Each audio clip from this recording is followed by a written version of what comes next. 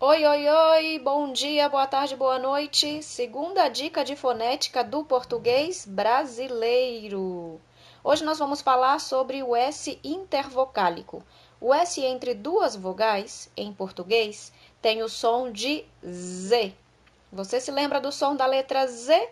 É o som da abelhinha. Zzz. É isso mesmo. Este é o som que você precisa pronunciar quando a letra S estiver entre duas vogais.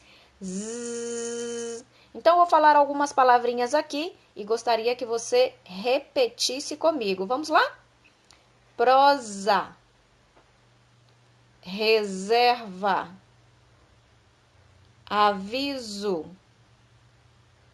inglesa, brasileiro, vaso, casa, Brasil. Isso aí. Repita muitas vezes até o som sair perfeitinho. Beijo, beijo!